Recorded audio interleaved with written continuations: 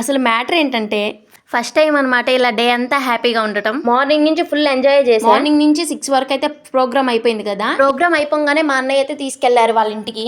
వాళ్ళ ఊర్లో తిరణాలు జరుగుతుందని ఇంకా మా పెదమ్మ, మా వదిన, మా పాప అందరం కలిసి అయితే తిరణాలకు వెళ్ళిపోయాం.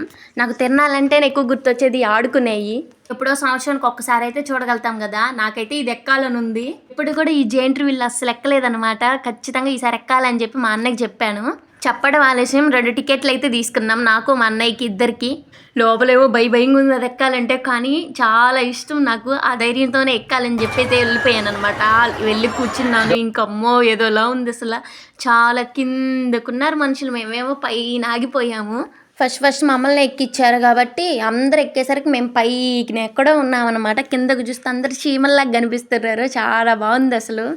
ఏదైతే ఏమి ఎక్కాలి అని ఫిక్స్ అయ్యా ఎట్టగొట్ట ఎక్కేశాను అనమాట. మీరు ఎప్పుడైనా జెయింట్ వీల్ ఎక్కారా? ఎక్కితే మాత్రం ఖచ్చితంగా మర్చిపోకుండా కామెంట్ చేయండి. ఇంకా అక్కడ ఏమేమి కొన్నారు మీరు? నేనైతే చాలానే కొన్నా. కీ చైన్ కొన్నాను అనమాట. అంటే బీప్ గింజ లోపల పేరులు రాస్తారు కదా, అవైతే రాపిచ్చాను నేను. అలానే వెళ్తూ ఒక లైక్ ఇచ్చి సబ్స్క్రైబ్ చేసుకోండి అబ్బా.